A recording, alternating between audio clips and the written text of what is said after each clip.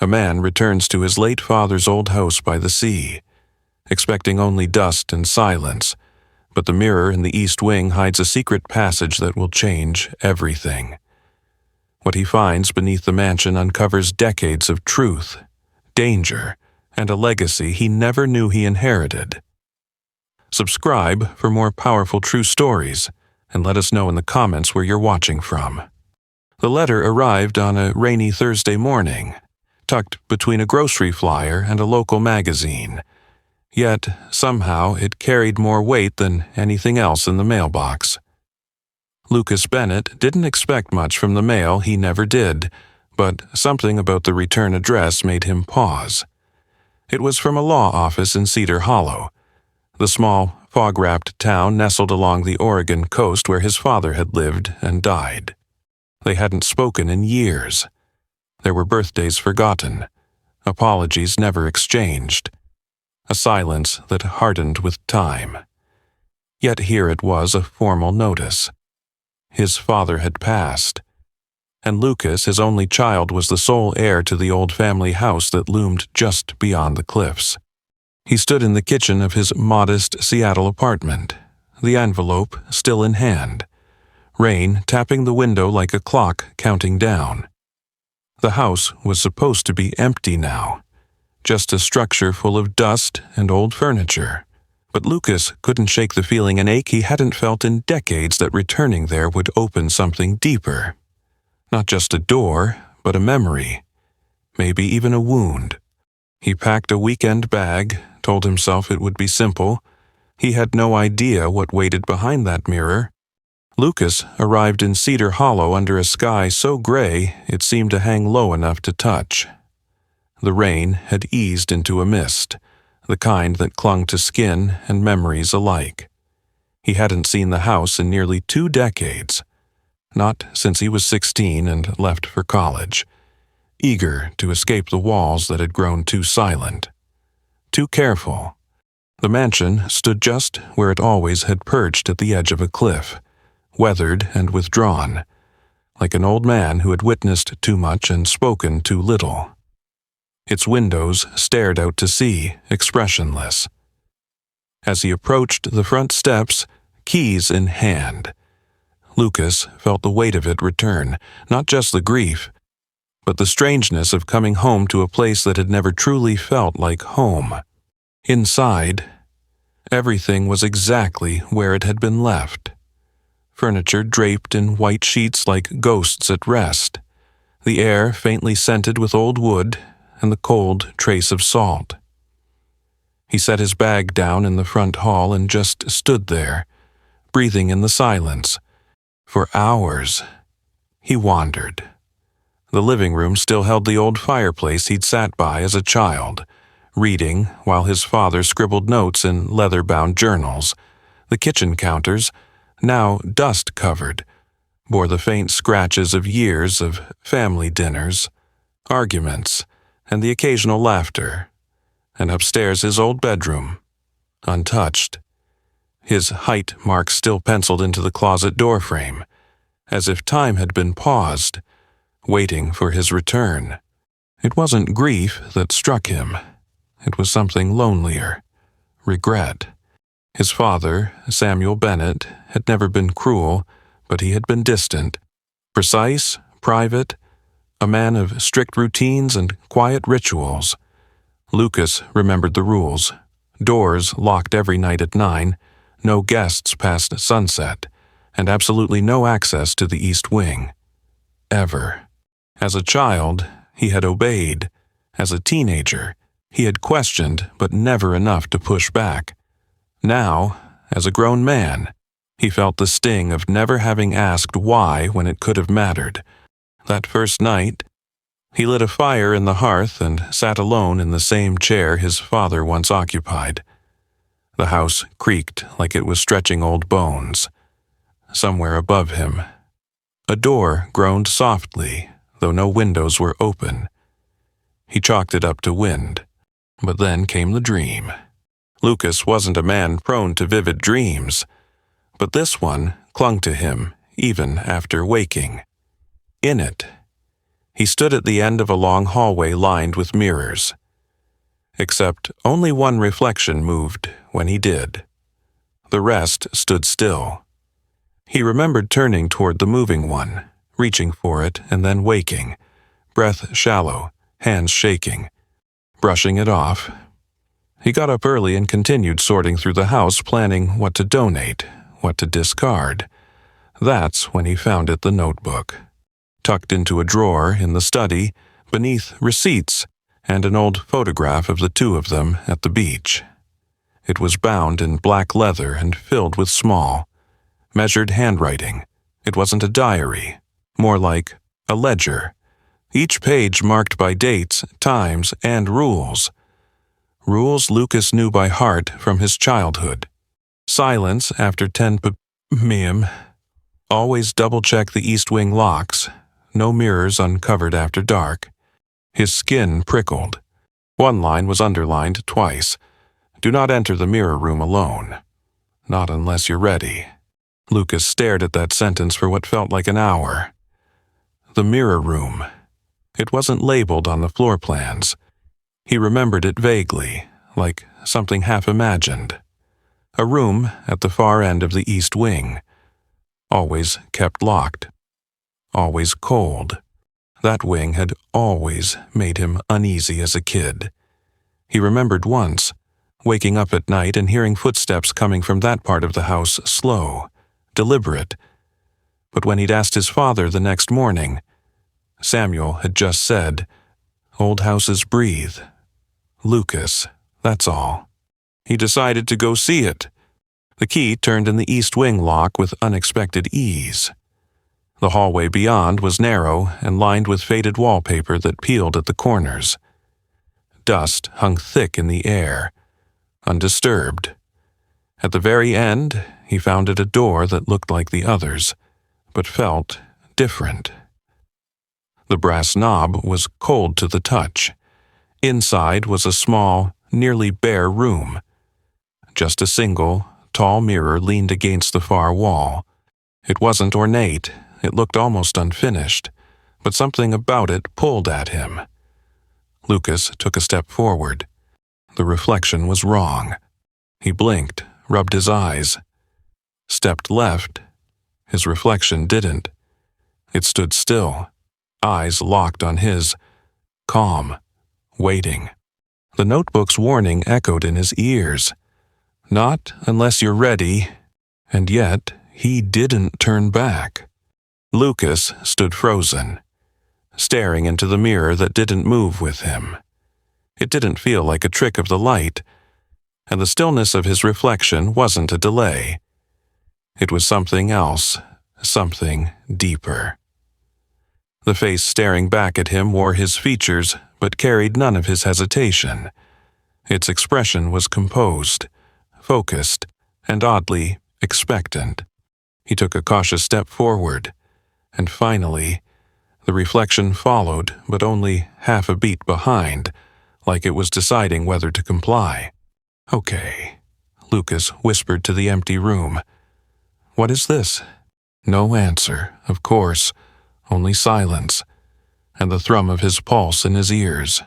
He reached out, half expecting his fingers to meet glass, but the surface was warm. Not just warm, almost alive. The sensation jolted him, like touching skin instead of polished wood. He jerked his hand back. Then he noticed a faint seam along the edge of the frame, so subtle it disappeared unless viewed from the right angle. With trembling hands, he pressed into the frame, following his instinct more than logic. Something gave. The mirror didn't creak or groan. It shifted silently, swinging inward like a door long held shut. Behind it was no wall, no dusty storage space, only darkness. A narrow passage, carved from stone, extended into the earth. Lucas staggered back, heart thudding. Every part of his body told him to walk away, to shut the mirror and pretend he hadn't seen it, that it was just an old house, and his father's odd behavior could be chalked up to age and isolation. But he couldn't ignore it. Not after the notebook, not after the dream. He grabbed a flashlight from the kitchen drawer and returned. Before stepping through, he slid a heavy chair into the gap behind the mirror to wedge it open just in case. Then he ducked into the darkness. The passage was colder than the house above, and the walls' rough-hewn stone brushed his shoulders as he walked. Dust coated everything except for a narrow trail, suggesting someone had walked here recently. The air shifted as he moved deeper, no longer stale but subtly regulated. A hum tickled the edge of his hearing, mechanical, distant, not what you'd expect beneath a century-old home on the coast. After what felt like an eternity, the tunnel opened into a hidden chamber, and it was meticulously kept. Rows of shelves lined the walls, each one labeled with dates. Metal cabinets stood locked, but pristine. A sturdy work table occupied the center of the room, and on it a set of files neatly arranged, as though someone had just left for a moment and would be returning any minute. Lucas's breath caught.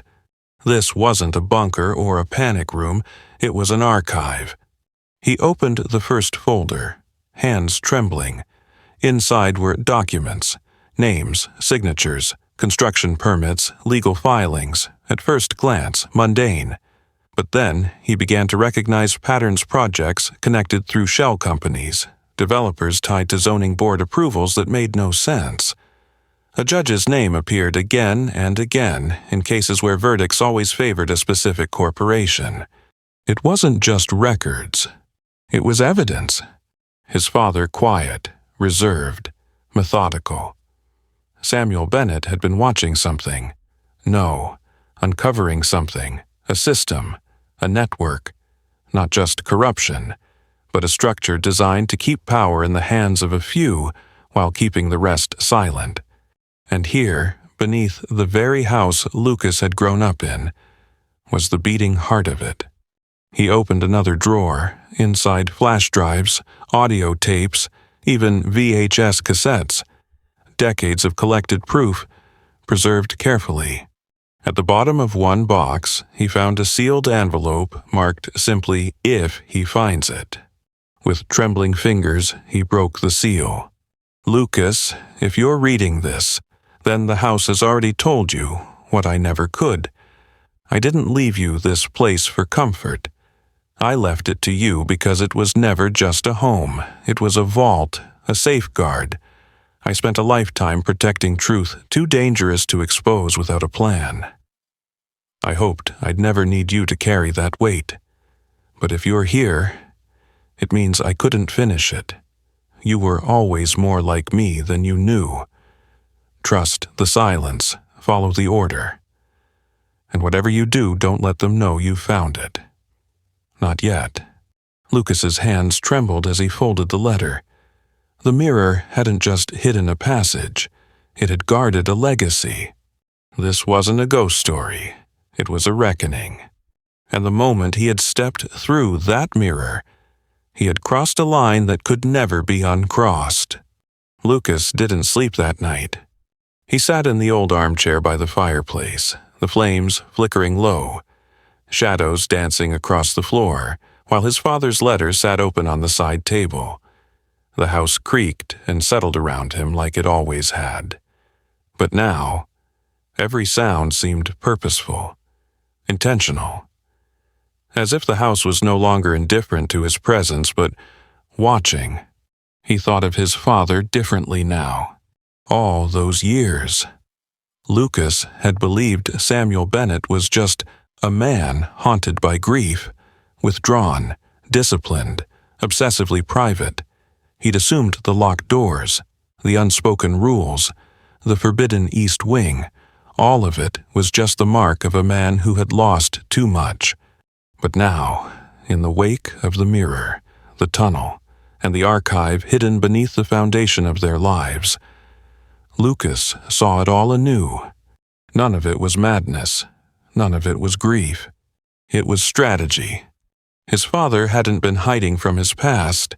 He'd been protecting something or someone, And now, that responsibility had passed to Lucas, like a key slipped quietly into his pocket without warning. In the morning, Lucas returned to the study. The leather notebook still lay where he had left it, but this time he read beyond the rules. Among the pages were handwritten annotations, almost like field notes, patterns in local zoning approvals, strange coincidences in court rulings, names of officials he recognized from headlines. His father hadn't just been gathering data, he had been mapping corruption, piece by piece, over decades. Lucas remembered the arguments between his parents when he was younger. His mother's hushed voice late at night, "Sam, you're scaring him." "I'm protecting him." At the time, he hadn't understood. He did now. Every warning, every restriction, every cold, distant gesture. It had all been a way of shielding his son from the storm brewing beneath the surface. And yet, here Lucas was, inside it. He wandered through the mansion again, but this time not with the eyes of a man preparing to pack boxes. Now he was studying, reading the house the way his father must have. He noticed things he'd never noticed before: the uneven thickness of a wall in the east corridor, a faint seam under the floorboards of the library, motion sensors buried inside the molding above the main stairwell. The mansion wasn't just a house, it was a container, a vessel built to hold truth long enough for the right person to find it. And Lucas was no longer certain he was that person. What had his father seen in him? He had spent most of his adult life avoiding responsibility, drifting from job to job, afraid of becoming the man his father was. He hadn't spoken to him in 7 years. Now he was supposed to carry the weight of a secret that had the power to shatter lives. It felt laughable, cruel, even, and yet he couldn't walk away. That night, as he lay in his childhood bed, staring at the ceiling, Lucas realized something that would shift his course forever. The house hadn't called him back because of blood. It had called him back because he knew how to survive silence, because he had grown up inside those rules, absorbed their logic without question, because deep down he had been shaped by them. And now, as an adult, he understood what they truly meant. Silence wasn't about fear. It was about timing. Closed doors weren't about secrecy. They were about containment. His father had not raised a soldier. He had raised a witness, someone who had seen without knowing, felt the danger without needing it named. And now, that instinct, that quiet, embedded caution was the only thing keeping him safe. The system his father had documented still existed. The players might have changed, but the game hadn't. Someone out there would want the archive buried again permanently. He knew that now. And as the wind howled outside and the walls of the house seemed to lean in around him, Lucas understood with a clarity that bordered on peace. He wasn't just cleaning out his father's house. He was stepping into his unfinished work. He was no longer a son mourning a man he hadn't understood. He was the keeper of that man's truth. And the mirror. It wasn't a relic. It was a threshold. By the third morning, Lucas no longer looked at the house with detachment. Now, it looked back. He moved through the halls differently, not as a visitor or a reluctant heir, but with a quiet sense of command. The house had stopped feeling haunted. It felt purposeful. Every stair creak, every draft, every rustling whisper from the walls seemed to be part of something larger, a system, a mechanism, waiting for activation. He returned to the mirror room just after sunrise. The passage behind it remained undisturbed. No footprints but his own, no dust displaced. Still, he felt the air shifting, subtly, like the house had exhaled the moment he had accepted his role. Back in the chamber, Lucas began working in earnest. He brought a laptop, gloves, and 2 external hard drives. He wasn't just exploring anymore, he was documenting. His father's files were vast, detailed, and damning. And now, they were his. But this wasn't just about preserving evidence. It was about deciding what to do with it. As he opened folders and scanned documents into digital files, a realization hit him his father hadn't intended to release this all at once. Samuel's notes spoke of leverage, not revenge, control, not chaos. The archive wasn't a weapon. It was a counterbalance to a world tilted off axis. Lucas knew he couldn't just dump it online. Doing so would risk overwhelming the story, diluting its impact, or, worse, getting it dismissed. It needed to be revealed with precision, with timing, the way his father had planned. Still, it had to start somewhere. Lucas divided the archive into 3 parts. Part 1. Public records, contracts, zoning maps, all materials that couldn't be dismissed or denied. Part 2. Whistleblower-style confessions and recorded meetings. Powerful, but harder to verify without context. Part 3. The deepest layer. Personal memos, names of judges, officers, elected officials, documents that, if released unguarded, could ruin not just the guilty but collateral lives. He encrypted all of it, created multiple backups. One he buried literally in a fireproof case in the garden, beneath the rosebush his mother once loved.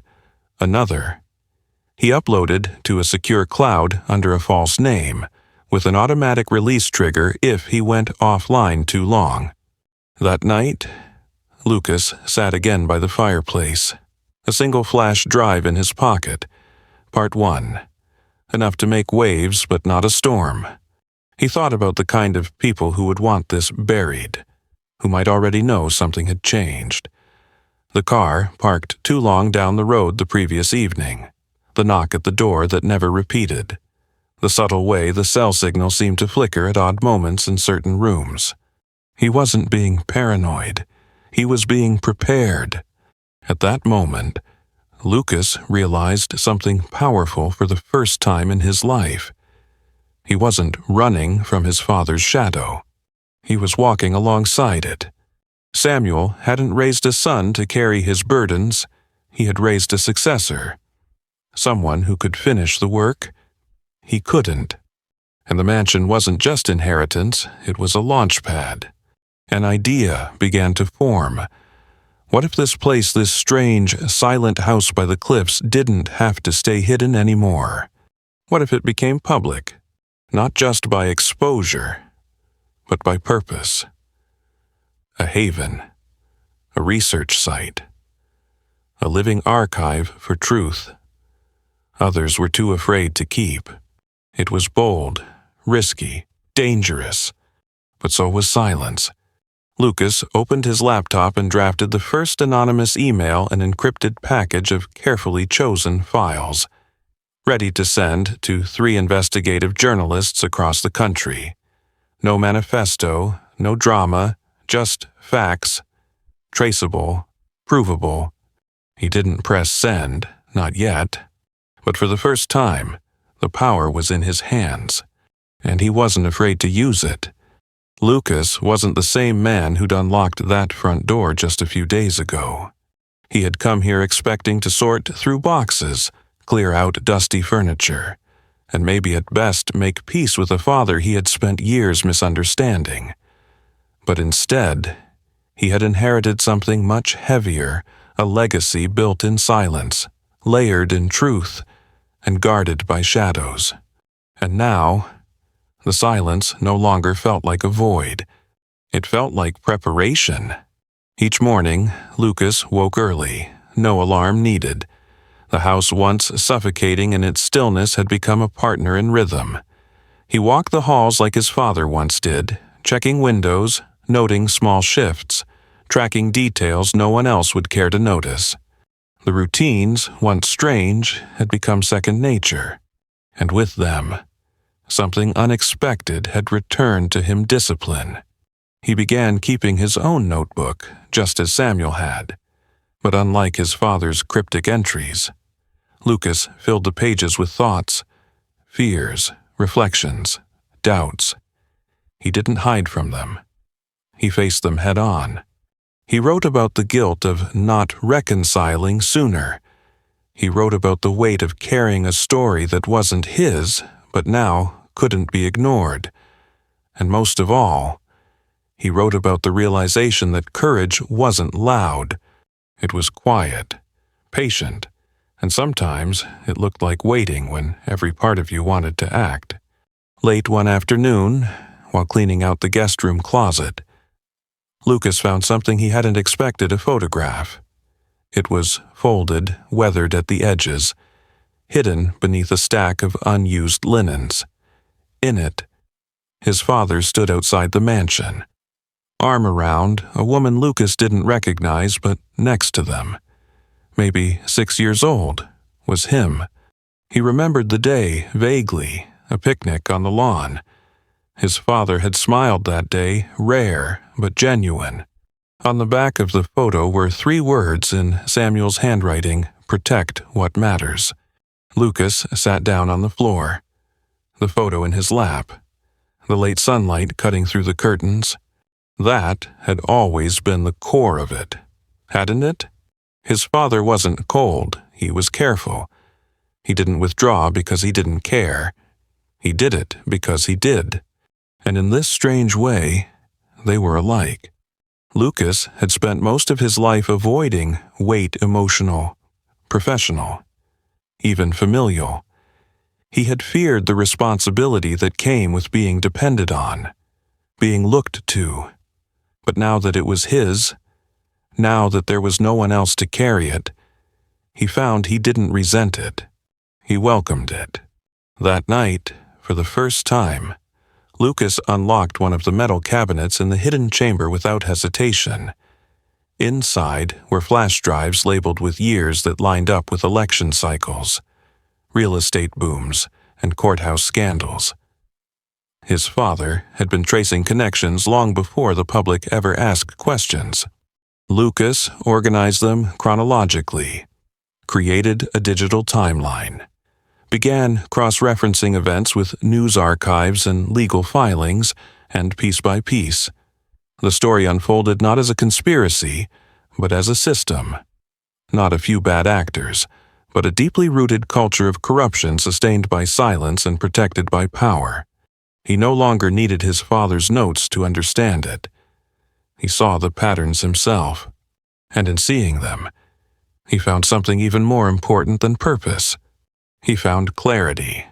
By the 6th night, Lucas had changed, not in the dramatic, overnight sort of way that movies pretend happens, but in the quiet, grounded way that real people change when pain becomes fuel and fear becomes direction. The man who once avoided responsibility now stood in a house of secrets, planning how to reveal them. The son who once felt abandoned now understood he'd been trusted. And the boy who once followed rules he didn't understand had become the man writing the next set. As he stood by the window that evening, watching the ocean churn under the weight of dusk, Lucas whispered to the empty house, "I get it now, Dad. Not as a goodbye, but as a promise." The morning Lucas sent the files. The sky was painted in soft gray, the kind of stillness before a storm, or maybe before something important begins. There was no ceremony, no dramatic music, no wind howling as he hit send, just the quiet click of a mouse and the deep breath of a man who finally understood why he had come home. He watched the screen for a moment. 3 packages, 3 journalists, 3 chances for the truth to take root. Then he closed the laptop. It was done. Not everything. Not yet. But something had shifted. A weight had moved, not vanished, but changed shape. For the first time in his life, Lucas didn't feel like he was carrying his father's burden. He felt like he was carrying his father's intention. That evening, he returned to the room behind the mirror one last time. He didn't bring the laptop. He didn't bring a flashlight. Just the letter, the one his father had left for him, folded now in a soft crease from how often he'd reread it. Lucas stood in the center of the room and looked around at the shelves, the boxes, the files, decades of work by a man who never once asked to be thanked. And quietly, almost reverently, he spoke. "You did it. You made it last long enough."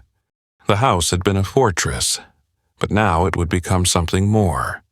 The next morning, Lucas drove into town. He visited the local archives, the library, the town hall. He asked questions, not about people but about property, about how to convert a private estate into a public trust, how to preserve it, how to protect it. It took time, paperwork, explaining things in vague legal terms, but he knew how to speak like his father now, just enough truth to get things moving. By week's end, the house had a future. Not as a secret, but as a witness.